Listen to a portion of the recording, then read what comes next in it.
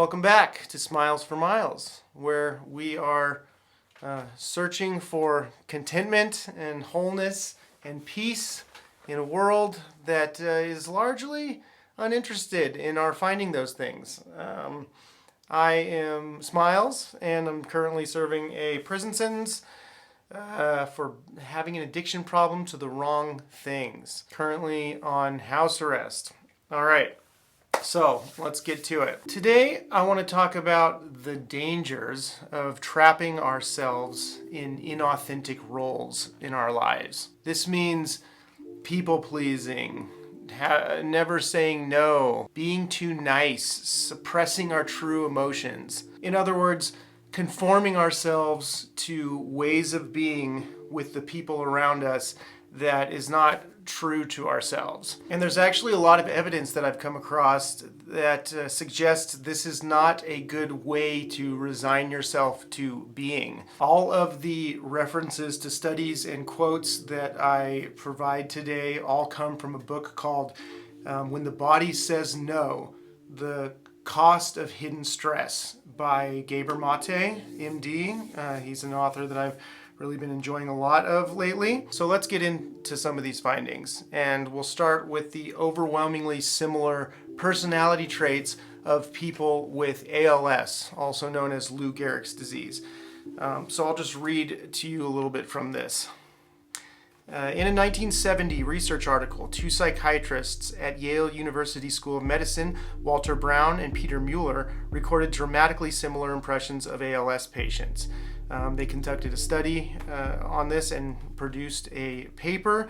The authors concluded that people with ALS seem to have two lifelong patterns distinguishing them: rigidly competent behavior, that is, the inability to ask for or receive help, and the chronic exclusion of so-called negative feelings. Hard, steady work without recourse to help from others was pervasive, the study notes.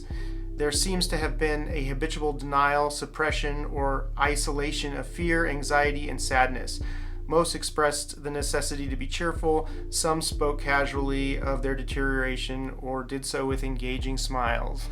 Mate goes on in the book to say the Yale study is consistent with everything that can possibly be read about ALS patients, observed about them, or told by clinicians working with them. So he's talking about how people very often who have autoimmune diseases generally, but in this particular case ALS, are very often the people-pleasing type, which I'm very familiar with. And these are by no means isolated findings. Another example was a paper that was written by neurologists from the Cleveland Clinic, and it was presented at a conference in Munich quite a few years ago.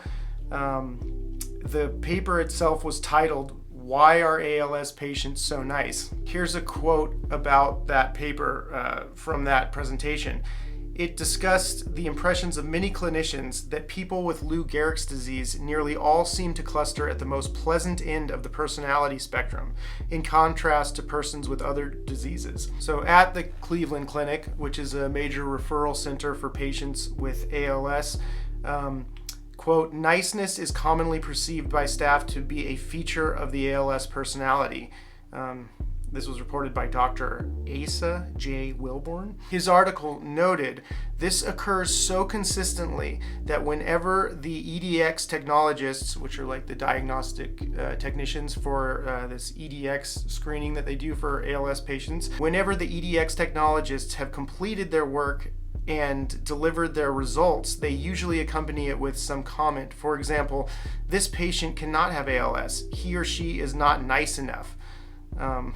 So even though this is a pretty unscientific way to come up with an opinion about this stuff, he notes that almost invariably these prove to be correct. So basically the technicians that are doing these diagnostics will perform the diagnostic and not know what the test results are yet, but leave notes like, "There's no way this person can have ALS because they're too nice." And overwhelmingly, they are correct. The book goes on to describe the very strong links between suppression of emotion and a myriad of other chronic diseases like irritable bowel syndrome, ulcerative colitis, Alzheimer's disease, rheumatoid arthritis, and many more, including various forms of cancer. Here's another quote. One study dealt with healthy women who had no symptoms, only an abnormal pap smear on a routine physical examination. Without any knowledge of the results of the pap smear, the researchers were able to predict with almost 75% accuracy those individuals who had early cancer simply by utilizing a questionnaire which differentiates between various emotional states. And one final one, researchers in Svarenka, I think that's how you say that, Svarenka, had also predicted who among their nearly 1,400 subjects would likely develop cancer and die of it based on the psychological characteristics of rationality, anti-emotionality, repressed anger, and a long-lasting sense of hopelessness. When they checked the death records 10 years later, they found that they had been right in 78% of cases. It seems to us, they commented, that the importance of psychosomatic risk factors is likely to have been grossly underestimated in many studies. So why am I talking about this, and how does it relate to me? Well, it seems to me that I've spent most of my life with a poorly differentiated sense of self, as it's describing here, and I've largely haven't dealt with that. And as it kind of points out in medicine, how we kind of tend to focus on the diagnostics and the whatever instead of the mental health of the individual. Same goes with addiction recovery stuff. There's a lot of focus on the substances themselves and abstaining from those and really focusing on that and less investigation of what is going on like more deeply that are the causes of these addictions. I see myself in a lot of the things that are talked about in this book as far as the psychological profile of these patients and these people who are studied goes. It's the suppressing of my own needs to accommodate others. It's the always saying yes when I really mean, like when I really want to say no. It's the people pleasing. It's the, I'll just go along with it because it's easier that way. Being full of guilt when I am unable to fulfill other people's expectations. Chronic doubt and indecisiveness. Chronically putting myself aside to be as acceptable as possible to the people around me. Basically trapping myself in inauthentic roles. These personality issues were something that I certainly learned in childhood, just the way I was brought up, with the way that my parents related to me, particularly the way my dad related to me. And I carried them forward into adulthood, and they manifested strongly in my relationship with my now ex-wife. I lived very much in the back seat in that relationship. I was always very go with the flow, as I kind of am with everybody, but it was always kind of like, as long as she's happy, then I can feel okay. I was like never in touch with my own aspirations and goals, so I just sort of adopted hers. All this suppression of my own feelings and everything that I've been talking about here did manifest in physical symptoms, depression, anxiety, exhaustion all the time, fatigue. I was always feeling these ways, and just the social anxiety drove me to self-medicate, instead of this lasting so long where it started to manifest into things that I had to seek medical attention for. I think I was intolerant enough of it at an early enough stage that I sought out my own medication, which was the drugs I was addicted to. I am sensing now that all of these symptoms were caused by the way I was being in the world and the way I was being around other people, because I have experienced this shift where I'm not being that way anymore. Like I've kind of gotten a taste of this other way of being around people and interacting with people and being in relationship with people that is much different than the way I was before. And now I'm not experiencing any of those symptoms that I was having before. I mean, it's not perfect. I'm not 100% better. I have up days and down days, of course, but largely I'm just not experiencing that stuff anymore in a debilitating way or in a way that is driving me to want to escape from myself, anything like I was before. And so I find myself not really, again, as I mentioned in the last video, no longer really spending any time trying to abstain from the things I was doing before, the substances I was using, and those escapes that I was using, because now it's just they aren't on my mind anymore because I'm happy with myself and I'm happy with the way that I'm being in the world.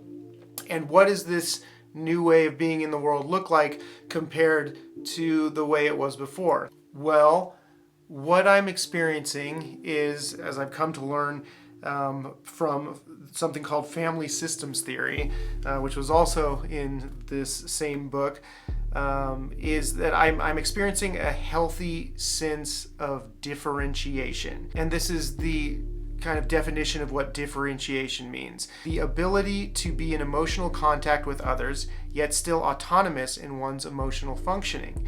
The poorly differentiated person lacks an emotional boundary between himself and others and lacks a boundary that prevents his thinking process from being overwhelmed by his emotional feeling process. He automatically absorbs anxieties from others and generates considerable anxiety within himself. The well-differentiated person can respond from an open acceptance of her own emotions, which are not tailored to match someone else's expectations or to resist them. She neither suppresses her emotions nor acts them out impulsively. And I think that's a pretty good description of like how I felt before and how I am feeling now. Now I'm like, it's much more comfortable and fulfilling to be around people. It's not stressful. I don't get exhausted by social interactions anymore. I mean, I still like my alone time, of course, and I like a healthy balance between, being by myself and being with others, of course, but it's just not exhausting like it was before to be around people. I don't feel like I'm like trapped anymore when I'm around people. And this, as I said before, has been a process. It's not something that happened overnight. And also, like I've said before, I mean, I feel lucky to have had this jarring departure from my normal previous existence in the way of, all of the, running around on the streets and going to prison and all that. It was really helpful to jar me out of my way of just thinking and my how much I was trapped in that, and a big part of that was how much I was trapped in the use of drugs. But this experience even started happening before I got sober. It started happening when I separated from my ex, and I started kind of just doing whatever I wanted and not being concerned with what anybody else thought, because they all knew what was going on with me. Everybody knew I was addicted to drugs, and so I didn't care anymore. I lost this concern. So that's where this process kind of started, losing that concern for what people thought of me, because I was so fucked up anyway that I was just like, okay, oh well now. But then the going to prison part was the thing I needed to detach from the substances as well. And then I really started to get to experience this stuff a little bit more. And as time goes on, I'm learning how to, have healthy boundaries, say no when it would be more comfortable to say yes, and express myself emotionally the way that I'm actually feeling inside, and not bottling up and having all this unmetabolized emotion all the time, which is so toxic. So if any of this is relating to you at all, which I'm sure it does to many people, because I'm not unique. All this stuff is very common amongst people who suffer from addictions or just have unhealthy, toxic attachment to things or behaviors or other people. All of this is just kind of part of the human experience. We all have these things that ways of being in the world that are just not the healthiest thing. A lot of them that started from very early on in our lives, and and it's difficult to move past them because you really have to dig deep and find ways of uncovering stuff and really being honest with yourself to the core, and that's hard to do. It's not easy to do. I don't know if I would have ever been able to even start down this road if I didn't have this opportunity of real separation from myself that I talk about. But it is possible. It is possible to get fed up enough with just the suffering that you're dealing with in your life, that is being inflicted upon you, that you're inflicting upon yourself, and changes are possible, and things can be worked through. But it takes a lot of work, and it's hard work. But you know what? Guess what? You're dying, and as we all are, and you got not all the time in the world if you want to start to experience your life in a different way. And if you're motivated enough to want to spend at least part of your life free from these things, then just it's so worth it to just get into trying to just move beyond these things, because just there's so much contentment and peace and compassion and everything that is good about life and good about being with other people is available on the other side of these things. I can't give you specific advice about what to do for you because I don't know who's listening to this. I don't know exactly what you're dealing with, but you do, or at least you could, move towards understanding that better.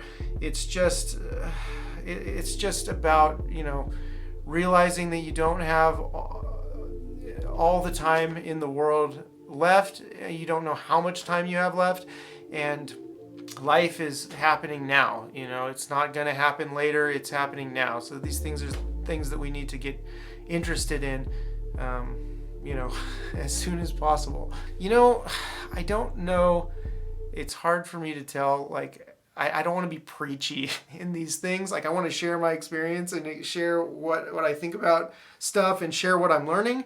But I don't want to be preachy either. And I don't want to come off as if I'm trying to, be like, this is how you should be. That's not what this is. I'm working through this stuff myself. I just want to share it. That's all. I just want to share what I'm doing, because I'm stuck in this house all the time, and either in this house or in that warehouse that I work at. That's all I'm doing. So I have a lot of time to just get into this stuff and to really feel myself out and think about things. So anyway, thanks for watching. If you have anything to say to me about this, any criticisms or comments or anything, throw them down in the description, okay? Or sorry, not in the description, the comments. Throw them down in the comments. So the song of the week is the song I've been digging the most this week, and that song is Truth Ray by Thom Yorke.